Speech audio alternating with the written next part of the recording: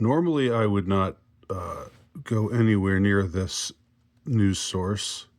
This is NPR. I despise NPR with every fiber of my body and soul. I hate them. If I listen to NPR for more than 2 seconds, just hearing their voices makes me feel violent. But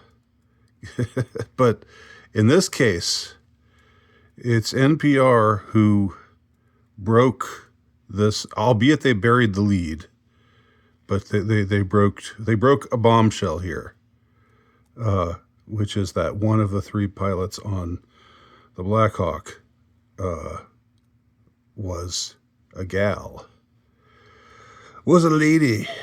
And this is I should say this is the official story. This is the OS. No, trust no one, trust nobody, believe nothing. That all of that is operative, of course, because it's the only proper posture to take after having been lied to again and again and again, year after year after year. But this is the OS. This is the official story. The official story is that of the 3 pilots, one of them was a woman. Army withholds name of Black Hawk helicopter crew. That's not exactly true. They didn't withhold the names of the crew. They just withheld the name of one of the 3 members of the crew, the female one, in DC crash. 2 others identified. Okay. Withholds the name of Black Hawk helicopter crew. No, pilot. That this is an intentionally garbled headline because they don't want to admit that they have to soft sell this, right? But let's go on. The U.S. Army has identified, this is the caption, 2 of the 3 service members who were killed Wednesday when their helicopter crashed into an American Airlines flight over the Potomac River. So these are the 2. These are their names. Andrew Lloyd Eves and Austin O'Hara. Okay. So the Army has identified 2 of the 3 soldiers killed in Wednesday's crash. Soldiers identified, blah, blah. We already had that. Here's the money shot. The 3rd member of the member on the helicopter was a female pilot with 500 hours of flying experience. Okay, according to a U.S. official who was not authorized to speak publicly about the investigation. Interesting. Who is this official who was not authorized to speak publicly about the investigation, but who was nevertheless relating this detail to this news source? Why didn't they have somebody talk to them who was authorized to speak publicly?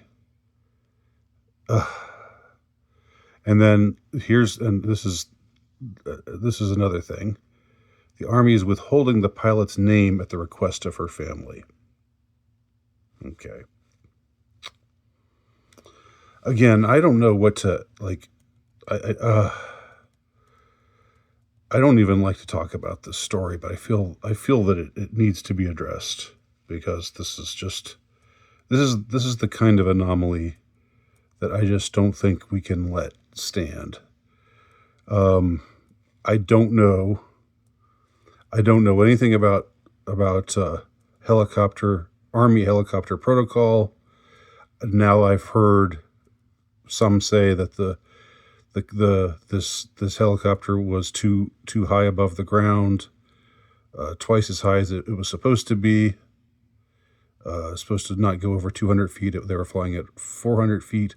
Why the hell are they flying near a commercial airport where flights are landing and taking off? What are they doing anywhere near the flight path of a commercial airliner. Again, I guess that this is like, this has a particular impact on me because 4 days prior, I flew out of Washington, D.C. on an American Airlines flight. I left on Saturday, and then the following Wednesday, this happened to a flight that was coming in, for a landing. It just doesn't make any sense to me how this is allowed to happen at all. And we've got little whisperings about, people saying it was DEI. DEI is to blame. I don't know if DEI is to blame or not. But why are they not telling us? Why are they telling us that it was that the third pilot was female, but not telling us her name? At the request, they say at the request of the family.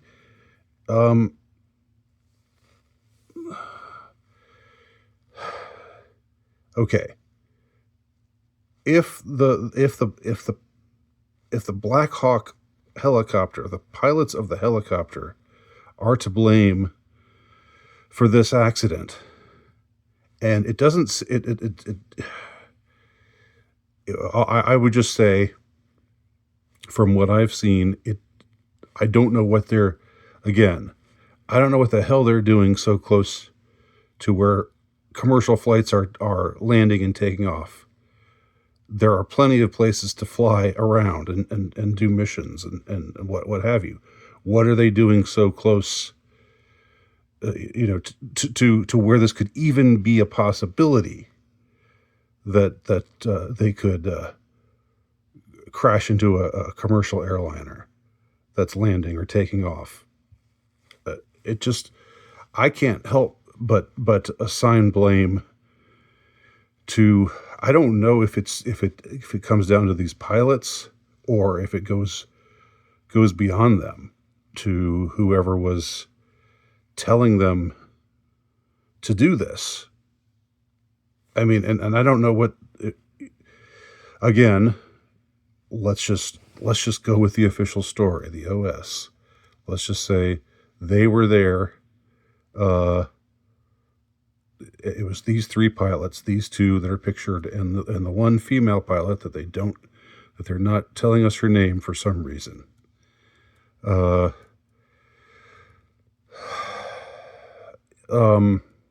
If it's true that they were there, then I think the public has a right to know who these people were. But the public also has a right to know what they were doing there and who ordered them to go there, and why Black Hawk missions are being flown near a commercial, an airport where commercial airliners regularly take off and land. All those things need to be, all those questions need to be answered, but they're not going to be. We're just going to be given the runaround about all this. And I don't know what the truth is. Again, like I said in my prior video, I don't know what the truth is. But what is this? The Army's withholding the pilot's name at the request of her family. Can they? I mean, they can do that. I mean, I know they can. But I mean, they think they're doing somebody a favor by doing that. If they're withholding her name, why are they showing us these two guys, telling us these two guys' names and showing us their faces? I guess their families didn't object. But I mean, to me, it sounds like there's something to hide here. Because if the deal is that they think people are just blaming DEI, before, when DEI is not, this is not because of DEI that this happened, right? And they just want to protect the innocent against charges of being incompetent. Uh, well, then, then it's interesting that they're telling us that it was a woman with 500 hours of flying experience. Okay, so they're trying to say she was very experienced and blah, blah, blah. Well, okay. Did they tell us how many hours of flying experience these two guys had? No. I guess the argument would be, well, because we don't automatically think that they're incompetent because they're male. Whatever. I'm just saying, I'm not persuaded by the reasoning here that I don't think keeping her name from the public is serving any cause. Because if they didn't want us to know that she was a woman, then why did they tell us that she was a woman? Right? Why didn't they just not identify whether or not she was a woman? Or, they could have just lied to us and said she was a man, I guess. Interesting they didn't do that. Because you think they have qualms about lying? I don't. Interesting, strangely enough, this is all sort of connecting for me back to Charlottesville. If you'll recall, in Charlottesville on August 12th, 2017, the date of the melee, and I was there as a spectator, not as a participant in anything, but as a sort of what do they call them? I can't remember the name, but I was like the kind of reporters they stick in an army tank, when it's going through the desert. They say this is a inserted reporter or something like that. I can't remember the term that was used, but that was basically me. I was there just to observe the situation and report. Observe and report. I was there as the capacity of a journalist. And there was a helicopter that was monitoring that event. And at the end of the day, that helicopter crashed. And both of the pilots on that helicopter died. There was no explanation ever for why that happened, why that took place. But it just kind of reminds me of that. And everybody's forgotten about that now.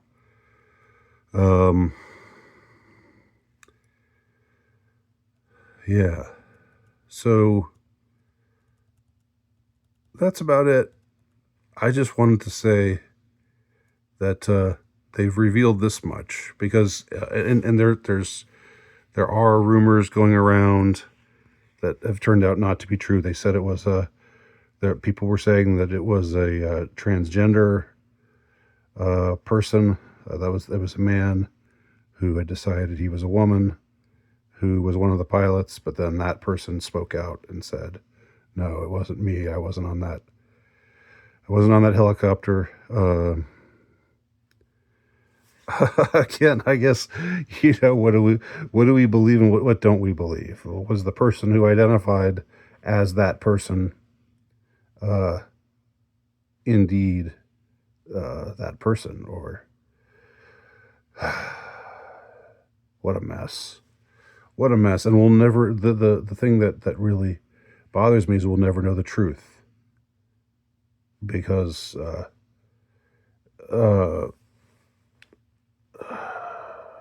well, I mean, nobody involved has any integrity, and all I know is crap like this should not be happening.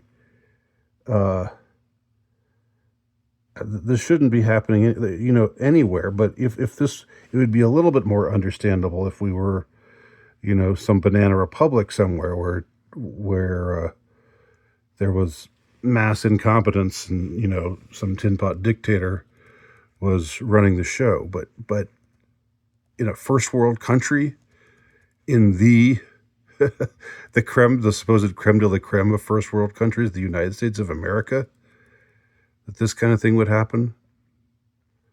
It just doesn't make any sense to me. And of course, there are lots of people with lots of theories, but this is something that's not a theory. This is something that, again, if we can trust the news and if we can trust the people, this is the official story anyway. So they can't say, this is misinformation, because this is part of the official story. This is covered in an official organ of the mainstream media, particularly smelly organ of the mainstream media, NPR. So this is part of the official story now. They're telling us that she was a woman, but they're not telling us her name. Okay.